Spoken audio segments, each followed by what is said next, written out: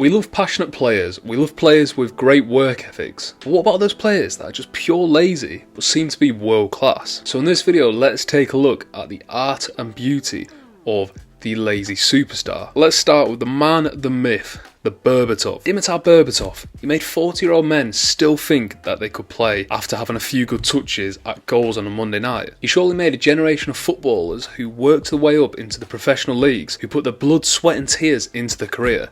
He probably made them feel a bit foolish because he didn't run, he didn't track back, he didn't press, but he was brilliant. A lot of lazy players that we'll speak about in this video hit a limit in their careers. They plateau at one point because there's only so far you can go. And of course, Alex Ferguson wouldn't have a player who was lazy in his Manchester United squad. But Berbatov was the exception. After having a great career at Bayer Leverkusen and then having a great career at Tottenham, he made a move to Manchester United in the late 2000s. And I think in some cases where people call him lazy, others will call him elegant. You can even go back to his Fulham days and you'll see a huge highlight reel. You'll see videos of him just taking the ball out of the sky without a second thought. Even in his late career at Monaco, he was still performing at a half decent level when essentially he would just walk around the pitch. What would you say Berbatov's most iconic game was? Yes, it probably has to be United versus Liverpool at Old Trafford when they won 3-2 and Berbatov scored all 3 goals. One of the coolest overhead kicks you're ever gonna see. It was like he just leant back and just volleyed it over his head. When you literally have a skill move named after you,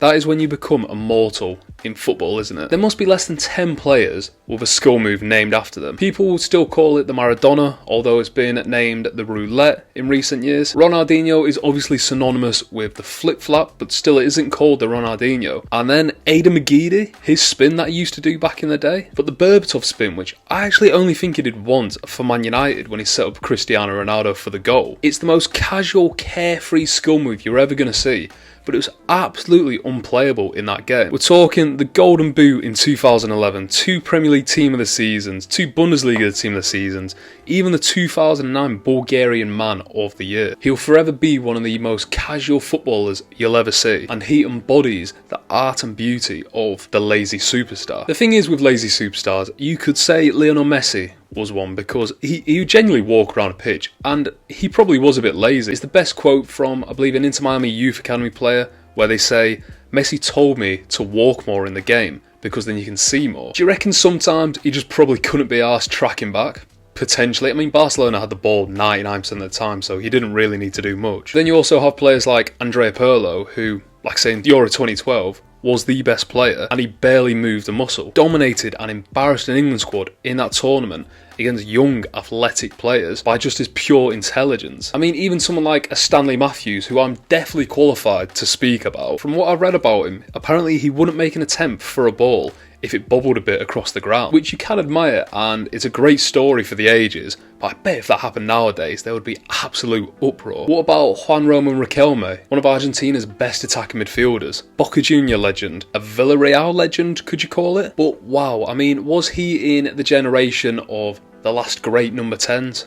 Mainly playing in a free role, he was just unplayable at points. And no, he wasn't the laziest player in the world, but he definitely wasn't a workhorse, and he's definitely on this list. But saying all of this, with lazy players, it can be so frustrating. Dimitar Berbatov, I think it was his personality that suited the way he played football. I can't imagine Dimitar Berbatov playing in a gegenpressing system. It would feel weird, it would feel a bit like a sin to see him running about the pitch and chasing down defenders. Because what I think Berbatov was brilliant at was just his positioning, wasn't it? He knew exactly where to be within the 18-yard box. But with other players, it's so frustrating because it's essentially wasted potential. But in my opinion, let's talk about the 3 worst culprits for wasting potential but also kind of being a lazy superstar player. And those names are Adel Taarabt, Revel Morrison and Hatem Ben Arfa. Let's start with Adel Taarabt. I mean, you can create a podcast, and they kind of have already, of Neil Warnock just telling us stories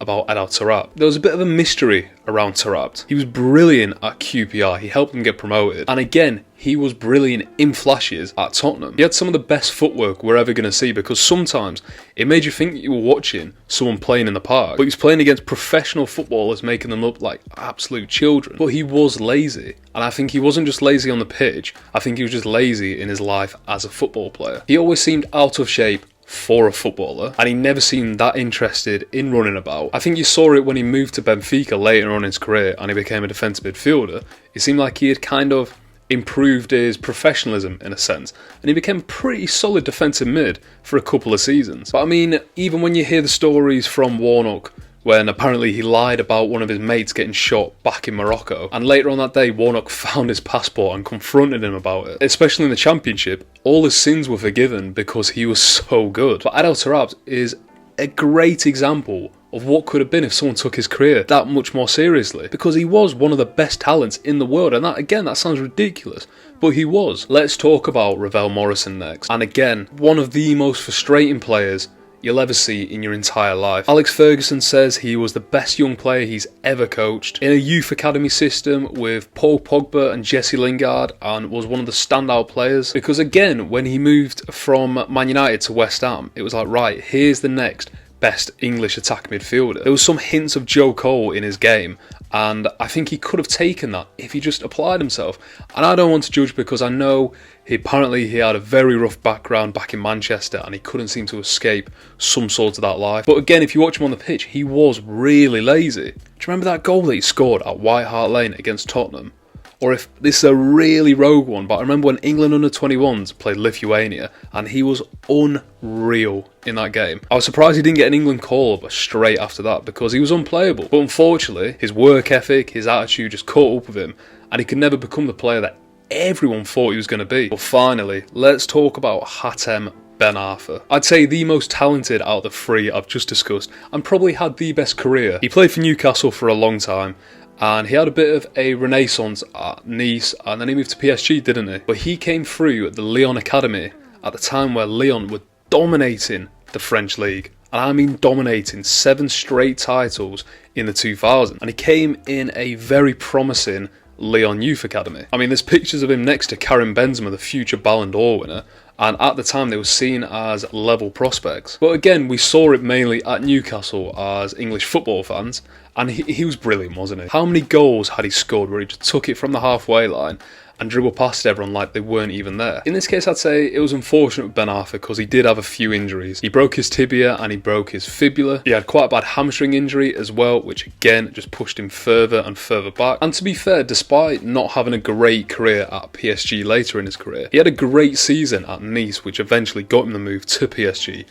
So it was quite cool seeing him have a bit of a comeback and getting to near the top of the game. Unfortunately, he's finished his career after he played for Lille in 2022. But it was the unfortunate thing, there was so much potential there that if he could just get it together, he could have been one of the best attacking midfielders in the world, because at points, you could argue he was. But let's finish this video talking about maybe the most talented and the most accomplished lazy superstar there ever was. And this could cause a bit of controversy, but it's got to be Mesut Özil. It's the age-old debate where European football fans will debate English football fans on if a player is lazy or if they are nonchalant and they are casual and they are calm, because that was the whole thing with Mesut Ozil. I watched him for years. I used to watch him at Real Madrid and I saw him so much for Arsenal, and in my opinion he was a lazy football player. He was an absolute brilliant football player, but he was lazy. You compare him to Alexis Sanchez, who was literally the opposite of Mesut Ozil's work rate, and they were the two best players at Arsenal during that weird era under Wenger. For me, Luka Modric is a nonchalant, non-lazy football player because he bombs about the pitch,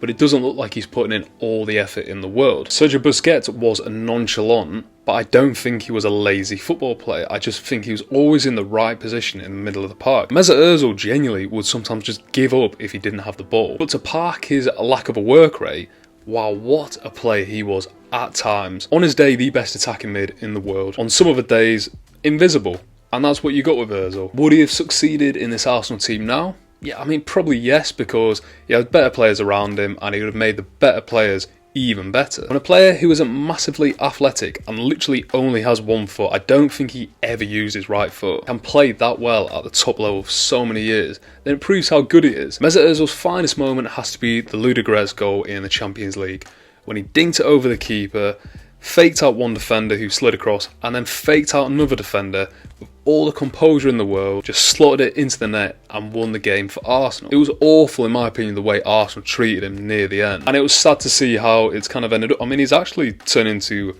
a tiny bit of a bodybuilder now. He looks absolutely massive compared to what it used to be. But from his days in the 2010 World Cup, where he kind of made his name, was at Real Madrid and then moved to Arsenal for a huge fee at the time, he is the most talented, lazy player, at least of my generation. And to be honest, I don't think players like that can really exist anymore, because I think nowadays, with the amount of pressing that goes on, you can't have a passenger like him. An example is Marcus Rashford. Marcus Rashford is a brilliant player, but he is so lazy in a game. But he's not the lazy where it's nonchalant. He is lazy where he genuinely can't be bothered running. There's so many clips of him just throwing his arms in the air and just not tracking back or not pressing or just giving up basically. And unfortunately nowadays, with players getting more athletic, tactics getting more and more astute, you just can't have passengers in a game. But this is why there's such an art and beauty, but also a huge crime with these lazy superstars, because they were so good, but a lot of them could have been so much better. But thanks for watching. Let me know what you think of the video.